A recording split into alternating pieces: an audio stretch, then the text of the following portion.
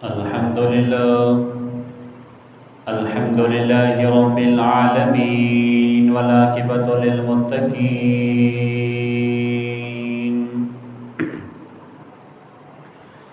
والصلاة والسلام على سيد الأنبياء والمرسلين وعلى آله وأصحابه أجمعين. أما بعد فأعوذ بالله من الشيطان الرجيم. بسم الله الرحمن الرحيم. وما نقموا إلا أن أغناهم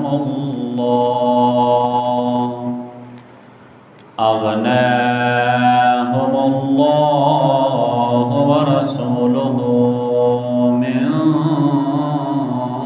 فضله. صدق الله مولانا العظيم وصدق رسوله النبي الكريم الأمين. قال الله تبارك وتعالى في شان حبيبه مخبرا وآمرا: إن الله وملائكته يصلون على النبي يا أيها الذين آمنوا صلوا عليه وسلموا تسليما. الصلاة والسلام عليك يا سيدي يا رسول الله وعلى آلك وصحابك يا سيدي يا حبيب الله.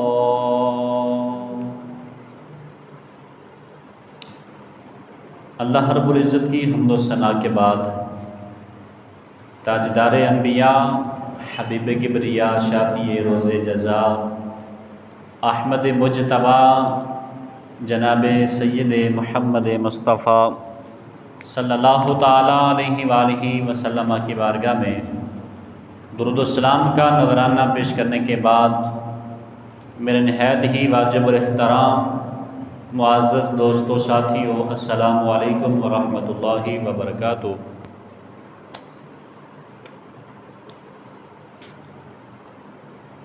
آج کا ہمارا عنوان نبی کریم صلی اللہ تعالیٰ علیہ وآلہ وسلم بحیثیت مالک مختار نبی کریم صلی اللہ تعالیٰ علیہ وآلہ وسلم، مالک اور مختار، یہاں پر جو ہے گفتگو کروں گا۔ اللہ کی بارگاہ میں دعا ہے اللہ تعالیٰ اپنی بارگاہ میں قبول فرمائے، رب العالمین حق سچ بیان کرنے کی توفیق عطا فرمائے۔ اللہ رب العزت نے ارشاد فرمایا: وَمَا نَقَمُوا إِلَّا أَنْ أَغْنَاهُمُ اللَّهُ وَرَسُولُهُ مِنْ فَضْلِهِ،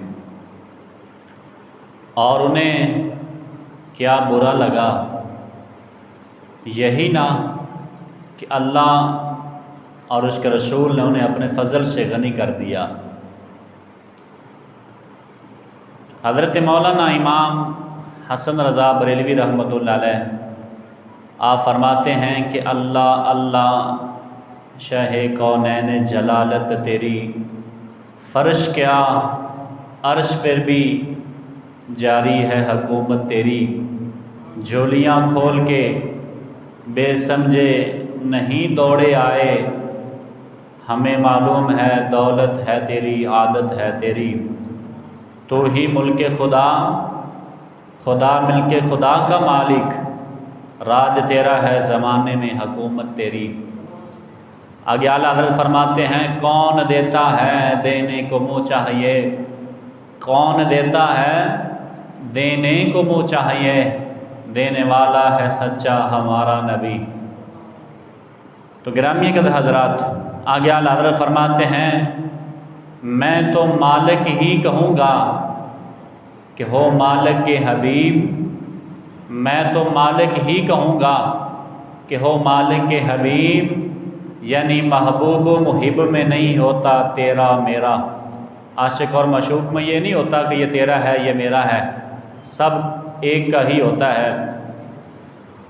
گرامی قدر حضرات، جس دور میں آج ہم زندگی بسر کر رہے ہیں، پرزور فتنوں کا دور، یہود و نصارہ کی چالیں اور مختلف فرقہ جات کی صورت میں لوگ دن رات ان کا مقصد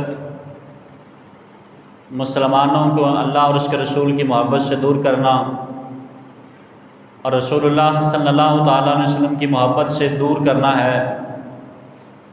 اور اس دنیا میں کافروں کے ساتھ ساتھ بد مذہب لوگ بھی موجود ہیں، جو وہابیت کا فتنہ ہے، دیوبندیت کا فتنہ ہے، اور تمام بد عقیدوں کا مذہب و مسلک یہ ہے کہ نبی کریم صلی اللہ تعالیٰ علیہ وآلہ وسلم بس ہمارے جیسے انسان ہیں، اور وہ کسی چیز کے مالک و مختار نہیں ہیں۔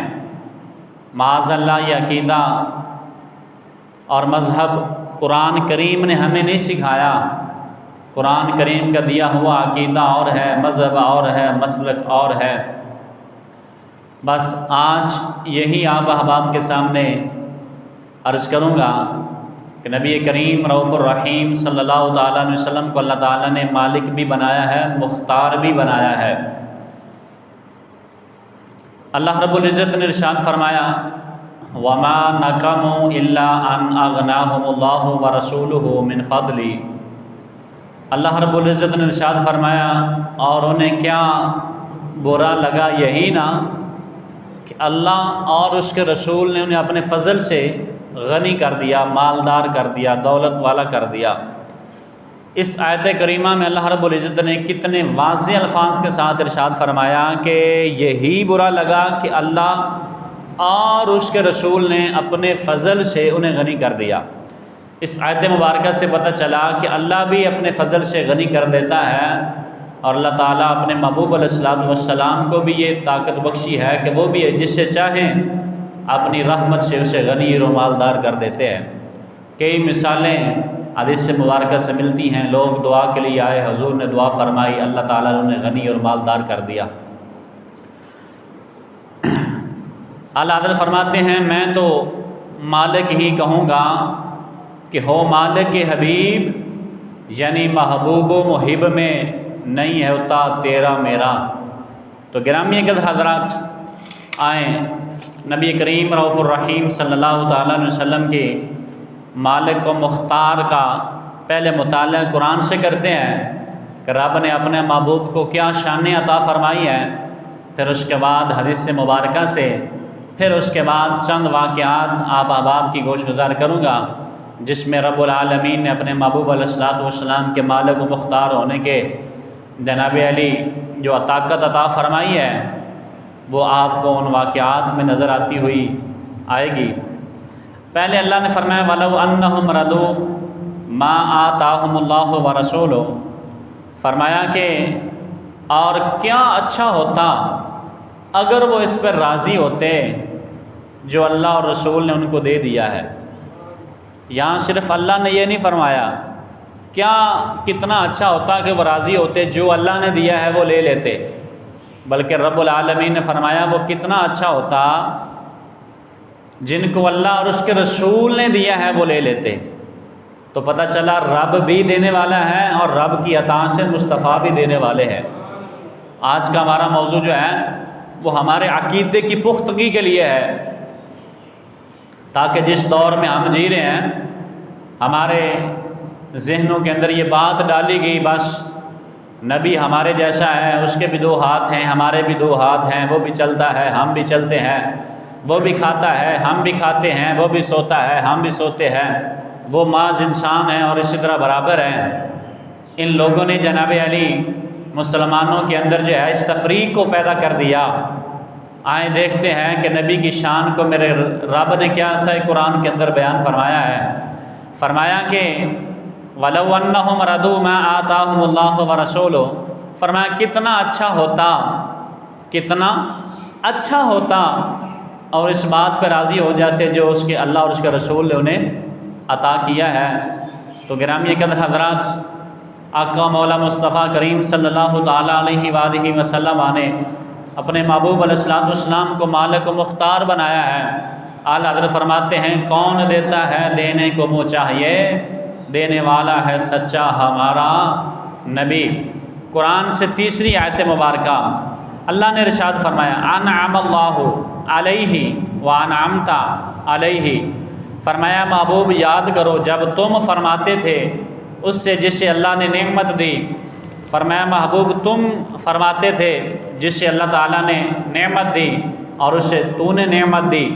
اور چوتھی آیت مبارکہ یہ ہے انما ولیکم اللہ ورسولہ، جس کا ترجمہ یہ ہے تمہارے دوست نہیں ہیں مگر اللہ اور اس کے رسول۔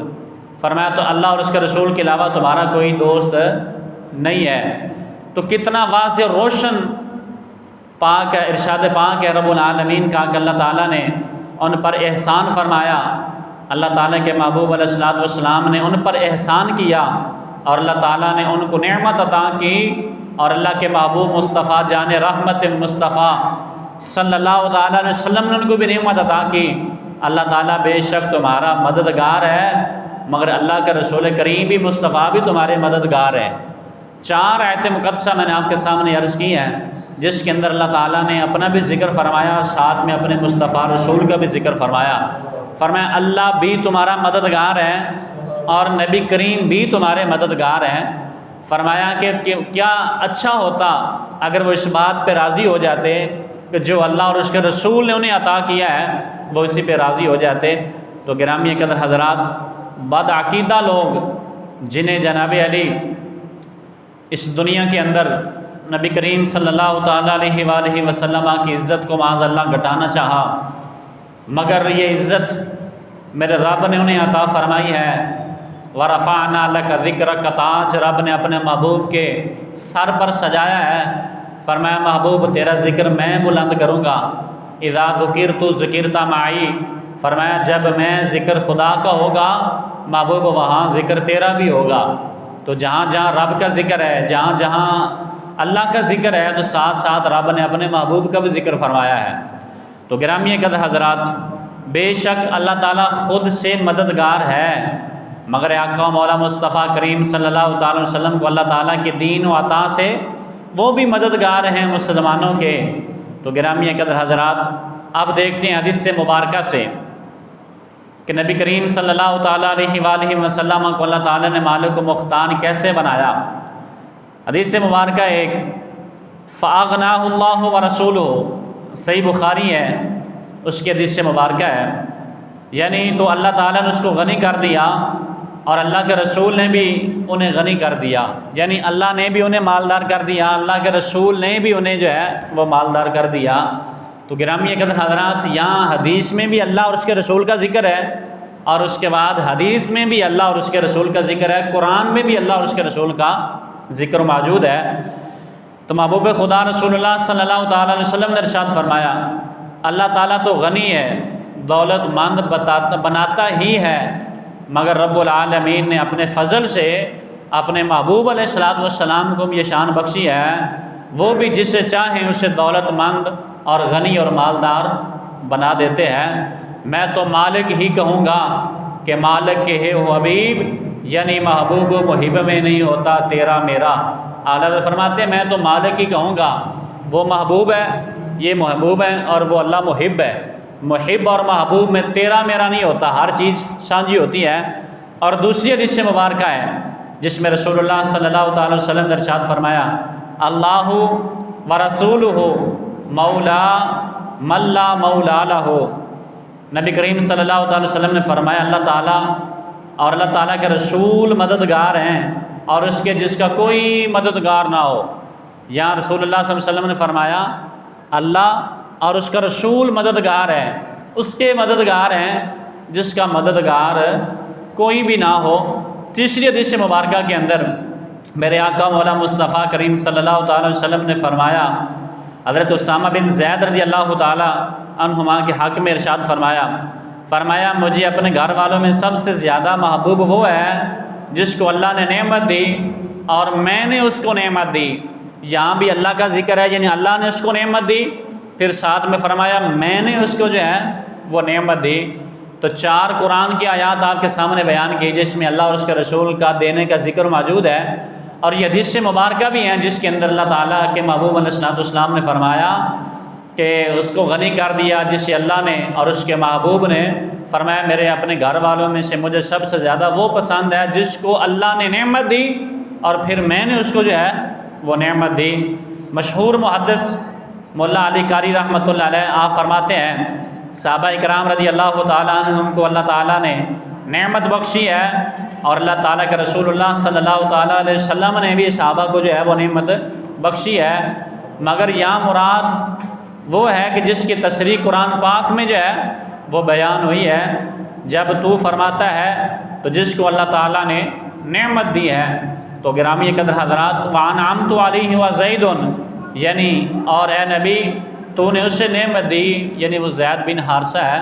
آج ہمارا موضوع تھوڑا سا مشکل ہے، مگر یہ ہمارے عقیدے کو پختہ کرتا ہے۔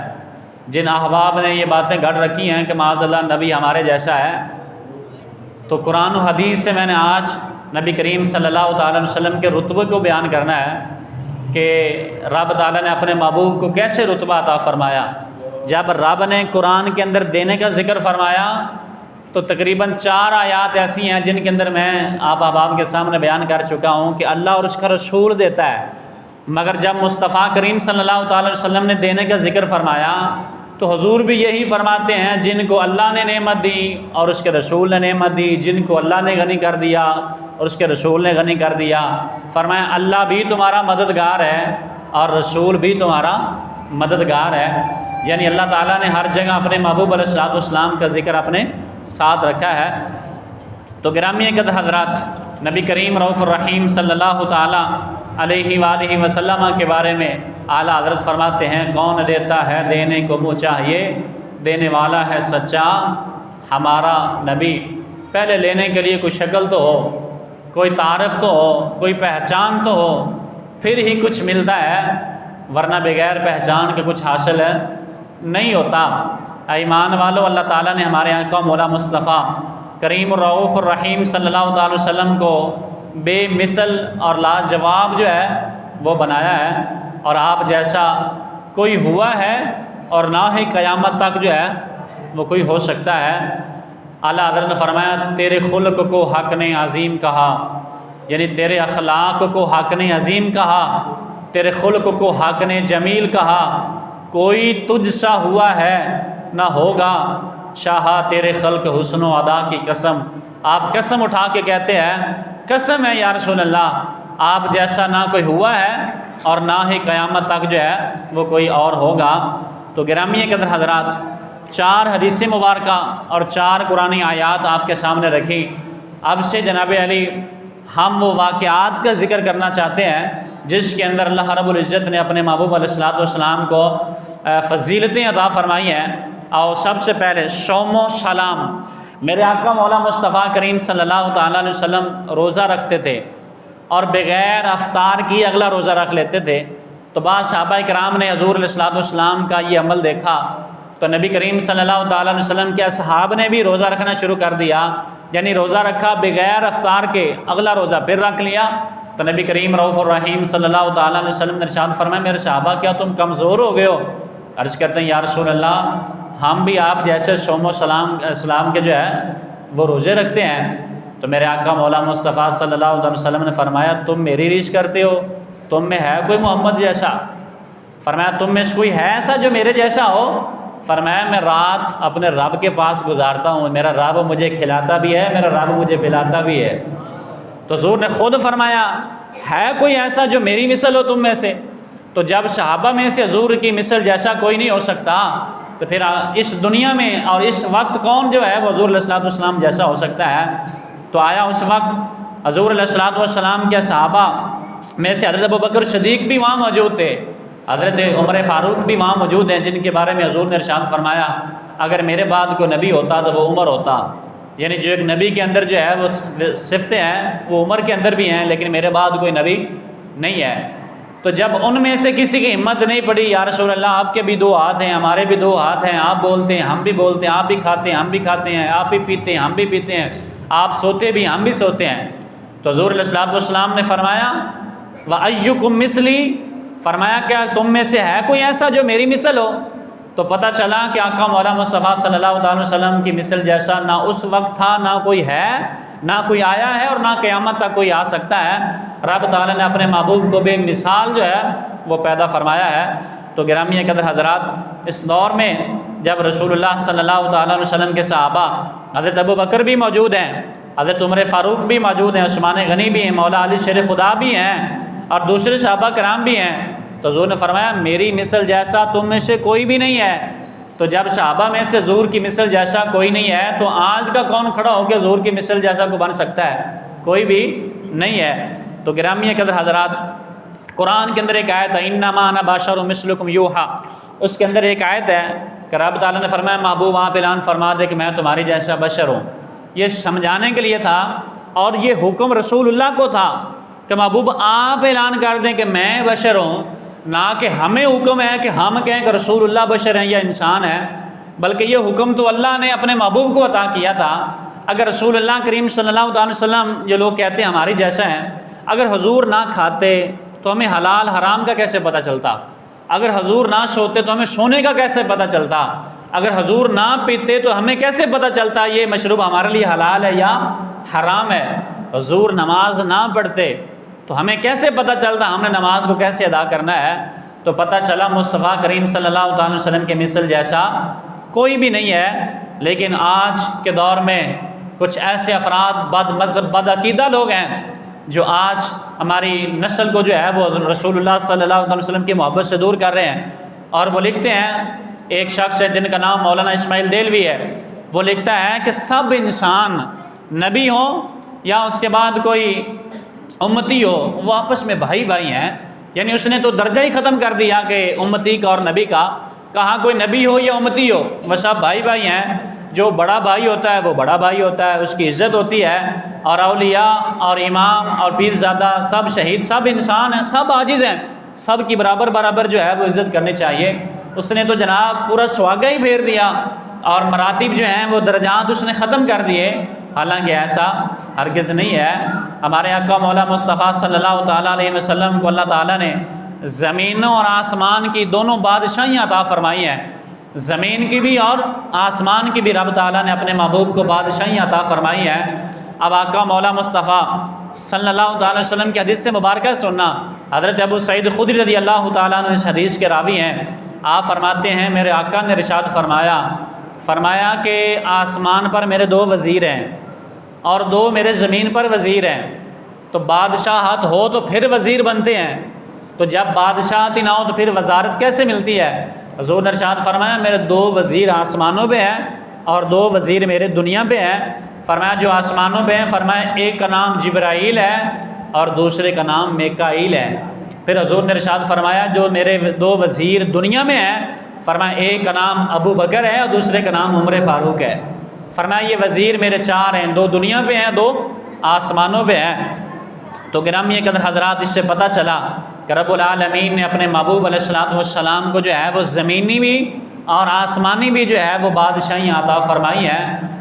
حقیقت ہے سب کچھ اللہ کا، مگر معاذ اس نے اپنے رب تعالیٰ کو اپنی عطا سے عطا فرما دیا ہے۔ اور ہمارے آقا مولا مصطفیٰ صلی اللہ تعالیٰ علیہ وآلہ وسلم بے مثل اختیار ہیں۔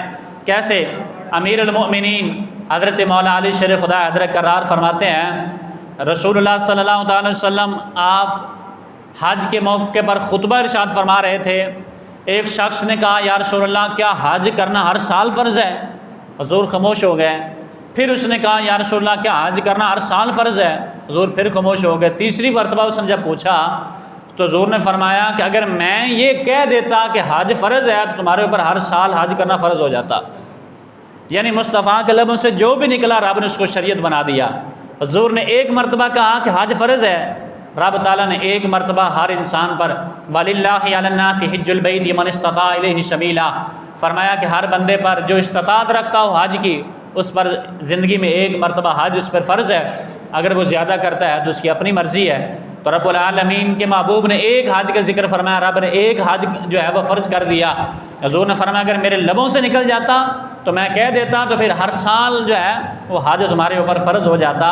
تو گرامی قدر حضرات، امام حضرت قسطلانی رحمۃ اللہ علیہ آپ فرماتے ہیں نبی کریم رؤوف الرحیم صلی اللہ تعالی وسلم نے ارشاد فرمایا، آقا مولا مصطفیٰ صلی اللہ علیہ وسلم نے فرمایا کہ میری کنیت ابو القاسم ہے، اس لیے کہ آپ مستحقین کو جنت تقسیم کرنے والے ہیں۔ حضور سے جس نے جو مانگا میرے آقا نے جو ہے اس کی جھولی میں ڈال دیا۔ ایک صحابی ہیں جن کا نام ہے حضرت ربیع بن کعب، ان کا کام یہ تھا، یہ خادم رسول تھے، ہر وقت میرے آقا مولا مصطفیٰ صلی اللہ علیہ وسلم کی خدمت گزاری میں رہا کرتے تھے، اور محبت کا عالم یہ تھا حضور کا جو حجرہ تھا نا، اس کے دروازے کے باہر رات کو سو جایا کرتے تھے، اندر تو جاتے تھے نہیں تھے، کیوں جناب علی آقا مولا مصطفیٰ صلی اللہ تعالیٰ علیہ وسلم کے ازواج مطہرات تھی اور پردے کا معاملہ تھا، لیکن وہ یہ نہیں ہوتا کہ اپنے گھر میں چلے جائیں، نہیں، جہاں رسول اللہ صلی اللہ علیہ وسلم کا حجرے کا دروازہ ہے وہاں آپ بیٹھ جاتے، وہیں سو جاتے، جب دروازے کھلنے کی آواز ہوتی تو بیدار ہو جاتے، یعنی رسول اللہ صلی اللہ علیہ وسلم جب حجت کے لیے جو ہے وہ اٹھتے تہجد کے لیے تو آپ بیدار ہو جاتے اور رسول اللہ صلی اللہ علیہ وسلم کی خدمت گزاری کرتے۔ کافی عرصہ گزر گیا، ایک دن حضور صلی اللہ تعالی وسلم کی اس کی خدمت پہ پیار آیا، میرے آقا نے فرمایا ربیع آج مانگ، کیا مانگتا ہے میں تمہیں عطا کر دوں۔ اگر حضور کچھ نہ دے سکتے تو کیا حضور یہ فرماتے تھے کہ مجھ سے جو مانگو میں تمہیں عطا کر دوں گا؟ اگر حضور صلی اللہ علیہ وسلم کے پاس اختیار نہ ہوتا تو آپ کبھی بھی یہ نہ کہتے۔ اب آگے سے سوال کرنے والے نے سوال کیا کیا، حضور نے فرمایا مانگو، کیا مانگتے ہو؟ آگے سے وہ سوال کرتے ہیں کہ یا رسول اللہ صلی اللہ تعالی وسلم میں آپ سے آپ کا جنت کا ساتھی ہونے کا سوال کرتا ہوں۔ یعنی حضور صلی اللہ علیہ وسلم کے اختیار کی بات ہو رہی ہے، اب نہ قیامت آئی ہے نہ جنت آئی ہے، کچھ بھی نہیں ہے۔ جب حضور فرما رہے ہیں مانگو، کیا مانگنا ہے، اور حضور کے صحابی کیا مانگ رہے ہیں، یا رسول اللہ جنت میں آپ کا ساتھی ہونے کا شوق ہے۔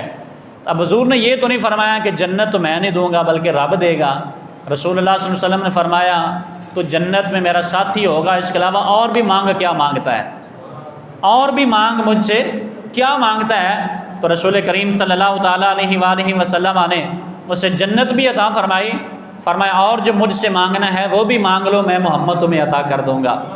تو نبی کریم صلی اللہ تعالیٰ علیہ وآلہ وسلم کو رب العالمین نے اختیار دے کر بھیجا، اور کیسے؟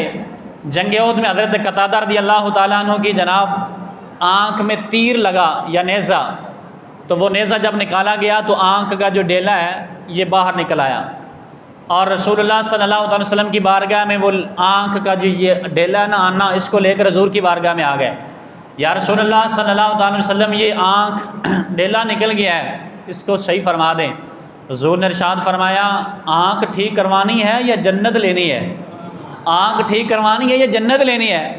آگے صحابی رسول تھے، عرض کرتے ہیں یا رسول اللہ اپنی مرضی سے مجھے جنت عطا فرما دیں اور میری مرضی سے میری آنکھ کو ٹھیک کر دیں۔ فرمایا جنت بھی عطا کر دیں اور میری آنکھ بھی جو ہے وہ ٹھیک کر دیں۔ تو حضور صلی اللہ تعالی وسلم نے حضرت قتادہ کی آنکھ پہ اپنا لعاب دہن نکالا اور جناب حضرت قتادہ کی آنکھ میں رکھا۔ آپ فرماتے ہیں دوسری آنکھ کی تو نظر کم ہو گئی تھی، مگر جب تک میں زندہ رہا اس آنکھ سے کبھی بھی جو ہے وہ نور کم نہیں ہوا، بلکہ پہلے سے بھی زیادہ ہو چکا تھا۔ اور حضور نے فرمایا لے تیری آنکھ بھی ٹھیک ہو گئی ہے، فرمایا تمہیں جنت کی بشارت بھی میں جو ہے وہ دے چکا ہو۔ اور حضور صلی اللہ تعالیٰ علیہ وآلہ وسلم کو اللہ تعالیٰ نے ہر چیز پر جو ہے وہ اختیار عطا فرمایا، جیسے دل چاہے وہ کریں، کیونکہ رب تعالیٰ نے انہیں جو ہے یہ بے اختیار نہیں با اختیار جو ہے وہ بنا کر بھیجا ہے۔ امام بخاری علیہ رحمہ آپ فرماتے ہیں ہمارے آقا مولا مصطفیٰ کریم صلی اللہ تعالی وسلم کو اللہ تعالیٰ نے طاقت دی ہے کہ وہ گناہ گاروں کو دوزخ سے اپنے ہاتھوں سے نکال کر جنت میں داخل فرمائیں گے۔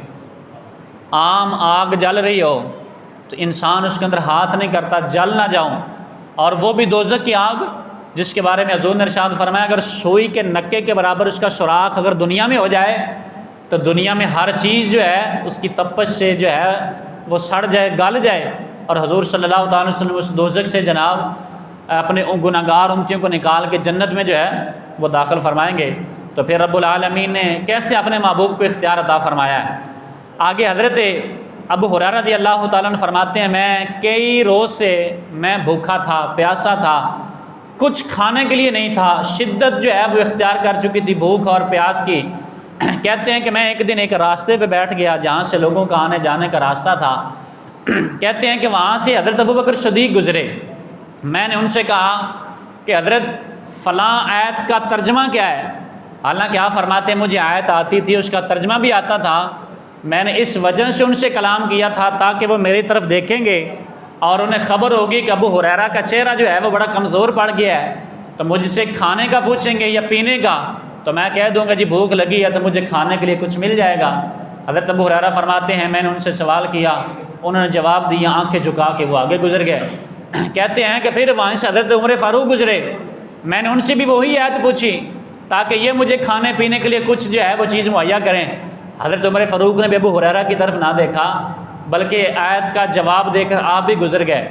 اب آقا مولا مصطفیٰ صلی اللہ تعالیٰ علیہ وسلم تشریف لائے۔ حضور صلی اللہ تعالیٰ علیہ وسلم نے حضرت ابو ہریرہ کی طرف دیکھا تو آپ بھوک اور پیاس کی وجہ سے کمزور تھے۔ حضور مسکرائے، فرمایا ابو ہریرہ کیا بات ہے، لگتا بھوک لگی ہے، پیاس لگی ہے، عرض کیجیے یا رسول اللہ۔ رسول کریم صلی اللہ تعالیٰ علیہ وسلم نے ابو ہریرہ کا ہاتھ پکڑا اور جناب گھر لے گئے، اور حضرت عائشہ سے فرمایا کھانے پینے کے لیے کچھ گھر میں ہے؟ حضرت عائشہ عرض کرتی ہیں یا رسول اللہ، ایک آپ کے صحابی ہیں، انہوں نے آپ کے لیے ایک دودھ کا پیالہ آپ کے لیے بھیجا ہے تاکہ آپ پی لیں۔ حضور نے ارشاد فرمایا اس پیالے کو لے آؤ۔ اب حضرت ابو ہریرہ نے جب اس پیالے کو دیکھا کہ دودھ کا بھرا ہوا ہے تو آپ کے دل میں یہ بڑی خوشی ہوئی کہ میں اسے پیوں گا، میری پیاس بھی مر جائے گی، میری بھوک بھی مر جائے گی۔ لیکن نبی کریم صلی اللہ تعالیٰ علیہ وسلم نے ارشاد فرمایا ابو ہریرہ اس پیالے کو باہر صفا کے مقام پہ لے جاؤ۔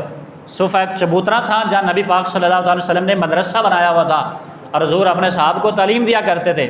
حضرت ابو ہریرہ کے دل میں خیال آیا مجھے لگی ہوئی تھی پیاس اور ایک پیالہ یہ تو ایک بندہ پی جائے گا، اور میرے طالب علم بھائی تو 70 بار بیٹھے ہیں تو وہاں تو کسی کو ایک گھونٹ بھی نہیں آئے گا۔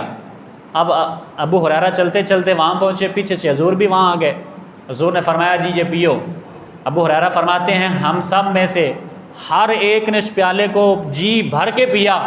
کہتے ہیں کہ جب 70 بندوں نے پی لیا تو پھر میری باری آئی۔ اب رسول کریم صلی اللہ علیہ وسلم نے فرمایا کہ ابو ہریرہ تو پی۔ کہتے ہیں میں نے اس پیالے سے دودھ کو پیا، پیتا رہا یہاں تک کہ میرا پیٹ بھر گیا۔ حضور نے فرمایا اور پی لو۔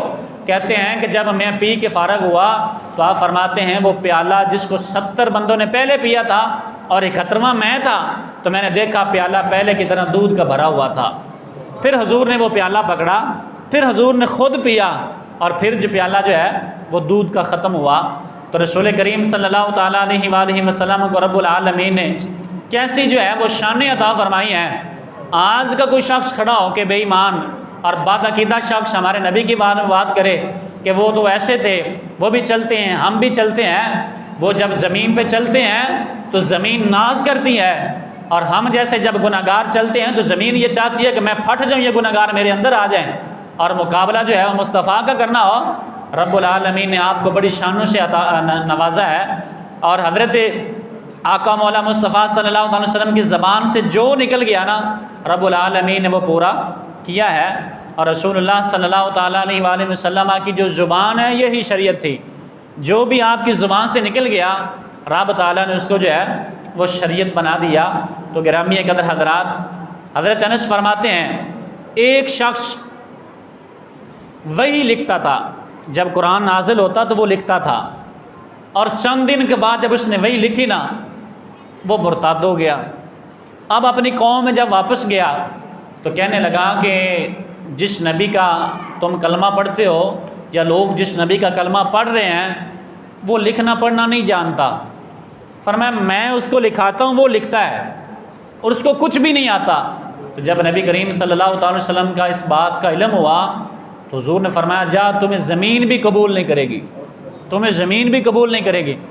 وہ شخص جب مرا تو اس کی قوم نے اس کو جو ہے وہ قبر کے اندر دفن کیا، رات گزری تو زمین نے اٹھا کے باہر پھینک دیا۔ کسی کے ذہن میں آیا یہ کیسے ہو سکتا ہے؟ تو فرعون کو بھی تو پانی نے قبول نہیں نہ کیا، اور فرعون کو زمین نے بھی تو قابل قبول نہیں نہ کیا، اور فرعون کی اگر کوئی بے ادبی کرے، اور معاذ اللہ فرعون جو ہے وہ ایک حضرت موسیٰ علیہ السلام کی بے ادبی کرے اور رب العالمین کے سامنے کھڑا ہو کر کہے کہ انا ربکم الاعلی، میں سب سے بڑا رب ہوں، تو زمین اس کو جو ہے اپنے اندر رکھنا پسند نہیں کرتی، پانی نے اسے اپنے اندر سے نکال کر کے باہر پھینک دیا۔ تو جب حضرت موسیٰ علیہ السلام کی امت کے فرعون کو جناب زمین اور پانی قبول نہیں کرتا، اور جو مصطفیٰ کا گستاخ ہو اس کو زمین اور پانی کیسے قابل قبول کر سکتی ہے؟ تو حضور صلی اللہ علیہ وسلم نے فرمایا جا تمہیں پانی جو ہے اور زمین تمہیں جو ہے وہ قابل قبول ہی نہیں کرے گی۔ اس کو جب دفن کیا گیا تو ہوا یہ کہ زمین اٹھا کے باہر پھینک دیا۔ قوم نے کہا یہ محمد مصطفیٰ صلی اللہ علیہ وسلم کے جو ساتھی ہیں انہوں نے قبر سے نکالا اور باہر پھینک دیا۔ اگلے دن جو ہے سارا دن پہرا دیا، کہیں ایسا نہ ہو کہ وہ لوگ پھر نہ آ جائیں اور قبر سے نکال کر باہر پھینکے۔ جب رات ہوئی تو پھر زمین نے نکالا اور باہر پھینک دیا، تو بعد میں پتہ چلا کہ اس کو قبر نے قبول ہی نہیں کرنا، کیونکہ مصطفیٰ نے فرمایا ہے جب تو مرے گا تو تمہیں قبر قبول ہی نہیں کرے گی۔ تو یہ رسول اللہ صلی اللہ تعالیٰ علیہ وسلم نے اپنے محبوب علیہ السلام کو اختیارات عطا فرمائے ہیں۔ تو گرامی قدر حضرات، ہمارا عقیدہ یہ ہے کہ بعد از خدا بزرگ تو ہی قصہ مختصر۔ ہمارے بزرگ ہمارے بڑے یہ فرماتے ہیں سب سے پہلے اللہ کی ذات ہے، اللہ کی ذات کے بعد کوئی ذات ہے تو وہ محبوب مصطفیٰ کی ذات ہے۔ ہمارا عقیدہ اسی پر ہے۔ ہم وہ نہیں ہیں کہ جناب نبی بے اختیار تھے، ان کے پاس کچھ بھی نہیں تھا، حقیقت میں سب کچھ اللہ کا ہے، لیکن رب العالمین نے اپنے محبوب کو یہ ساری چیزوں جو ہیں وہ عطا فرمائی ہیں۔ اور نبی کریم رؤوف الرحیم صلی اللہ تعالیٰ علیہ وآلہ وسلم کے بے شمار ایسی مثالیں ملیں گی آپ کو۔ جب بھی حضور صلی اللہ علیہ وسلم کے سامنے قوم آئی تو نبی کریم رؤوف الرحیم صلی اللہ تعالیٰ وسلم نے ان کے سامنے جو مانگا وہ عطا کر دیا۔ جمعہ کا دن تھا، ایک شخص آیا، یا رسول اللہ ہلاک ہو گئے، برباد ہو گئے، مر گئے۔ حضور نے فرمایا کیا ہوا؟ عرض کرتے ہیں یا رسول اللہ بارش نہیں ہو رہی، زمینیں فصلیں تباہ ہو گئی، جانور پیاس سے مر رہے ہیں۔ نبی کریم رؤوف الرحیم نے ممبر پر بیٹھ کے ہاتھ اٹھائے، رب کی بارگاہ میں دعا مانگی۔ ابھی اپنے ہاتھ حضور نے اپنے چہرے پر نہیں ملے تھے اور آسمان پر جو ہے وہ بادل کی گٹائیاں چھا گئی اور بارش شروع ہو گئی، پورا ہفتہ بارش ہوتی رہی۔ حضور اگلے ممبر پہ جب یہاں بیٹھے، وہی شخص دوڑا ہوا پھرا، یا رسول اللہ برباد ہو گئے۔ حضور نے فرمایا کیا ہوا؟ کہتا ہے یا رسول اللہ بارشیں اتنی ہوئی ہیں کہ فصلیں مزید تباہ ہو گئی ہیں اور لوگ ڈوب رہے ہیں۔ حضور صلی اللہ تعالی وسلم نے دعا فرمائی، ابھی حضور نے ہاتھ اپنے چہرے پہ نہیں ملے تھے اور بارش جو ہے وہ رک گئی تھی۔ یا رب العالمین نے اپنے محبوب کو بڑی شانوں سے عطا فرمایا ہے، مگر یہ محبت ہر ایک کو نصیب نہیں ہوتی۔ یہ اللہ کی بارگاہ میں چنے ہوئے پسندیدہ لوگ ہوتے ہیں جن کو رب العالمین کی محبت نصیب ہوتی ہے یا مصطفیٰ کی محبت نصیب ہوتی ہے، ورنہ یضل بہ کثیرا ویہدی بہ کثیرا۔ فرمایا بڑے ایسے ہیں قرآن پڑھنے والے جو قرآن پڑھ کے بڑے ہیں ایسے قرآن پڑھنے والے جو قرآن پڑھ کے ہدایت کا راستہ اختیار کر جائیں گے، اور بڑے ایسے ہیں جو قرآن پڑھ کے جو ہے وہ گمراہ ہو جائیں گے۔ ہر بندہ قرآن پڑھنے والا قاری نہیں ہوتا۔ حضور نے فرمایا ایک زمانہ ایسا آئے گا لوگ قاری ہوں گے، بڑا خوبصورت قرآن پڑھیں گے، بات غلط ہو تو میں ذمہ دار جتنی باتیں عرض کی ہیں۔ حضور نے فرمایا زمانہ آئے گا لوگ بڑا سونا قرآن پڑھیں گے، اور پھر فرمایا ان کے پیٹ بڑے ہوئے ہوں گے، پھر فرمایا کہ قرآن ان کے حلق سے نیچے نہیں اترے گا، پھر فرمایا کہ ان کی داڑیاں بڑی بڑی ہوں گی، پھر حضور نے ارشاد فرمایا ان کی یہ گردنیں جو ہیں یہ موٹی موٹی ہوں گی، بال پڑیں گے یہاں پر۔ تو حضور نے فرمایا کہ قرآن ان کے حلق سے سینے تک نہیں اترے گا، اور جس کی تاثیر سینے تک نہ اترے گی تو فرمایا کہ یہ بدترین لوگ ہوں گے، اور صرف یہ کہیں گے کہ ہم مسلمان ہیں، ہمارے علاوہ کوئی مسلمان ہے ہی نہیں۔ اور آج لوگ کہتے ہیں کہ امت شرک کر رہی ہے۔ حدیث مبارکہ حضور نے ارشاد فرمایا مجھے یہ پریشانی نہیں ہے کہ میری امت شرک کرے گی، فرمایا میری امت گناہ گار ہو سکتی ہے مگر میری امت جو ہے وہ کبھی شرک نہیں کرے گی۔ تو جس کے بارے میں حضور نے بشارت دی کہ میری امت شرک نہیں کرے گی، تو پھر تیسرا ہوتا کون ہے کہنے والا امت یہاں شرک کر رہی ہے؟ پہلے تو صرف حضرت موسیٰ علیہ السلام 40 دن کوہ طور پر گئے تھے اور 40 بندے آپ کے ساتھ تھے۔ تو حضرت موسیٰ علیہ السلام نے اللہ کی بارگاہ میں عرض کی یا اللہ مجھے اپنا جلوہ دکھا۔ تو جب رب العالمین کے جلوے کی بشارت اور اس کی روشنی پہاڑ پر پڑی تو حضرت موسیٰ علیہ السلام بے ہوش ہو گئے، جو آپ کے ساتھ گئے تھے وہ سارے مر گئے، پھر حضرت موسیٰ نے اللہ کی بارگاہ میں عرض کی باری تعالیٰ یہ مر گئے ہیں، جب میں اپنی قوم میں واپس جاؤں گا تو وہ مجھے کیسے قابل قبول کریں گے؟ تو یا اللہ ان کو زندہ فرما۔ رب نے ان کو زندہ فرما دیا، اور وہ 40 سب کچھ دیکھنے کے بعد وہاں ٹھہرے، اور 40 دن پیچھے گزرے تو آپ کی قوم نے جناب ایک سونے کا بچڑا بنا لیا، خدا کی پوجا کو، عبادت کو چھوڑ کر اس کی پوجا میں لگ گئے تھے، اور 40 دن وہ امت جو ہے وہ برداشت نہ کر سکی۔ حضور نے فرمایا قیامت تک میری امت گناہ گار ہو سکتی ہے لیکن میری امت جو ہے وہ مشرک نہیں ہو سکتی۔ تو آج دیکھ لیں کہ جنہوں نے شروع سے کلمہ پڑھا ہے وہ آج بھی رب کو مانتے ہیں، گناہ گار ہو سکتے ہیں لیکن مشرک نہیں ہو سکتے۔ تو گرامی قدر حضرات، ہمارا اہل سنت کا عقیدہ یہ ہے، ہمارے آقا مولا مصطفیٰ صلی اللہ تعالی وسلم جو ہے وہ مختار ہیں، جیسے ان کا دل چاہے وہ کرتے ہیں۔ رب العالمین نے آپ کو یہ شان بخشی ہے، وہ بے اختیار نہیں کہ میں کچھ کر نہیں سکتا۔ کتنی مثالیں میں نے آپ کے سامنے بیان کی ہیں، اور یہ ساری معتبر کتابیں بخاری ہے، مسلم ہے، ترمذی ہے، ان کی حدیث مبارکہ سے ہے۔ تو آج کے دور میں اس چیز کا مقصد کیا ہے؟ صرف اور صرف اللہ اور اس کے رسول کی محبت سے دور کر دیا جائے۔ کوئی چیز خطرناک ہو نا تو یہ بجلی ہے، اس سے ڈرایا جائے تو کوئی بندہ اس کو ہاتھ نہیں لگاتا، تو جب شور مچ جائے کوئی بات نہیں، یہ بجلی ہے، نہیں لگتی تو کوئی نہ کوئی اسے ضرور ہاتھ لگا کے مر جائے گا۔ تو آج جنہوں نے جھوٹے نبوت کے دعوے کیے ہیں جو صرف ان لوگوں کی وجہ سے کیے ہیں، اگر یہ لوگ یہ کہتے کہ ہمارے نبی کی شان یہ ہے تو کون ہوتا جو کھڑے ہو کر دعویٰ کرتا کہ میں نبی ہوں؟ تو جب انہوں نے قوم میں عام کر دیا ہمارا نبی ہمارے جیسا ہے، وہ بھی انسان ہے، وہ بھی بشر ہے، ہم بھی بشر ہیں، وہ بھی کھاتا ہے، ہم بھی کھاتے ہیں، وہ بھی چلتا ہے، ہم بھی چلتے ہیں، اس کی بھی شادی ہوئی، ہماری بھی شادی ہے، تو غیروں نے دیکھا یہ تو بات ہی برابر ہے، ان کے بقول نبی اور امتی کے درمیان فرق نہیں ہے، تو پھر لوگ اٹھے اور انہوں نے نبوت کا دعویٰ کر دیا۔ اگر کسی نے مصطفیٰ کی شان کو بیان کیا ہوتا تو کسی کی ہمت نہ ہوتی مصطفیٰ کو اپنے جیسا سمجھتا۔ یہ اللہ کا شکر ادا کیا کریں کہ رب العالمین نے، ہم گناہ گار ضرور ہیں لیکن غدار نہیں ہیں، مصطفیٰ سے محبت کرنے والے ہیں۔ اللہ کی بارگاہ میں دعا اللہ ہم سب کو عمل کی توفیق عطا فرمائے۔ ایک اعلان سماعت فرما لیں۔